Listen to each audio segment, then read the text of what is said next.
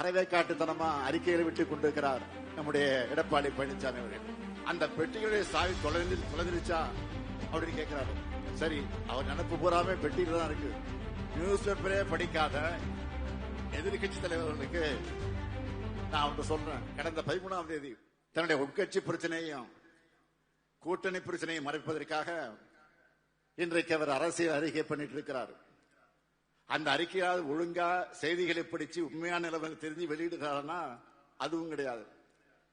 ஆட்சிக்கு வர்றதுக்கு முன்னாடி உங்கள் தொகுதியில் ஸ்டாலின் நான் உங்களை எல்லாம் சந்திச்சப்போ பெட்டிகளை வாங்கின மனுக்கள் என்ன ஆச்சு அப்படின்னு கேட்டிருக்கிறார். அரசு சார்பில் பத்திரிகை செய்தி பிரஸ் ரிலீஸ் கொடுக்கிறோம். அது உடனே டிவி நியூஸ்ல வருது, சோசியல் மீடியால வருது, மறுநாள் எல்லா நியூஸ் பேப்பர்லயும் வருது. அப்பவும் செய்திகளை பார்க்க மாட்டேன் படிக்க மாட்டேன் அடம் பிடிச்சு இப்படி அரைவேக்காட்டுத்தனமா அறிக்கைகளை விட்டுக் கொண்டிருக்கிறார் நம்முடைய எடப்பாடி பழனிசாமி அவர்கள். அவருக்காக இல்லைனாலும் மக்களுக்கான உங்களுக்காக நான் பதில் சொல்ல வேண்டியது என்னுடைய கடமை. ஏன்னா நான் பணியாற்றுவது உங்களுக்காகத்தான். அதனால்தான் சுருக்கமாக சொல்லுகிறேன். உங்கள் தொகுதியிலே ஸ்டாலின் முன்னெடுப்புல பெறப்பட்ட 4,57,645 மனுக்களுக்கு தீர்வு காண உங்கள் தொகுதியில் முதலமைச்சர் என்ற தனித்துறையை உருவாக்கி 100 நாட்கள்ல தீர்வு காண உத்தரவிட்டேன். 100வது நாள்ல கோட்டையில் ஒரு பெரிய நிகழ்ச்சி நடத்தணும். 32,000 பேருக்கு பட்டா, 30,000 பேருக்கு ஓய்வூதியம், 10,000 பேருக்கு தொகுப்பு வீடுகள். அந்த மனுக்களை மையமாக வச்சு 544 கோடி ரூபாய் மதிப்புல 20,000 வளர்ச்சி பணிகளை திட்டமிட்டோம். இதனால மக்கள் நம்பிக்கையோடு மனுக்களை கொடுக்க தொடங்கினாங்க. அந்த மனுக்களை முறையாக பரிசீலிக்க முதல்வரின் முகவரி தனித்துறையை உருவாக்கி எல்லா மனுக்களுக்கும் 30 நாட்களுக்குள்ள தீர்வு காணப்படும் உத்தரவிட்டேன். அடுத்து மக்களுடன் முதல்வர் திட்டத்தின் கீழ் அவங்க பகுதிகளிலேயே சிறப்பு முகாம்களை நடத்தணும்.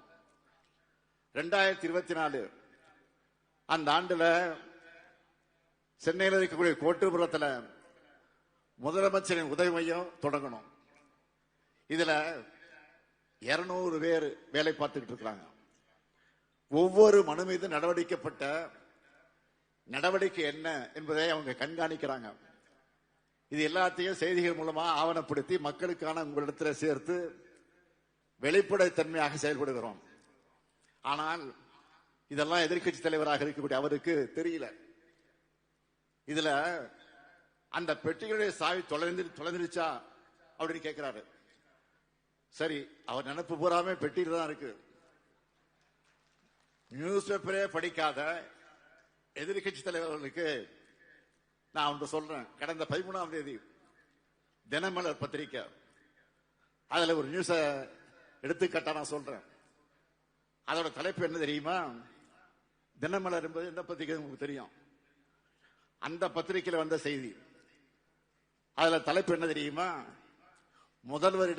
முதல்வரிடம் மனு அளித்த 30வது நிமிஷத்துல ஆக்ஷன். இதுதான் தலைப்பு. அந்த செய்தியை சுருக்கம் நான் சொல்றேன். கடந்த 11ஆம் தேதி மேட்டூர் அணையை திறந்து வைக்க நான் சேலம் போயிருந்தப்போ யாழ் மொழி என்ற 9ஆம் வகுப்பு மாணவி, அதேபோல் அனிருத்தன் என்ற 6ஆம் வகுப்பு மாணவன் என்னை சந்திச்சு தங்களுடைய பள்ளிக்கு, தாங்கள் படித்துக் கொண்டிருக்கக்கூடிய இந்த பள்ளிக்கு சுற்றுச்சுவர் கழிப்பறை கேட்டு மனு கொடுத்தாங்க.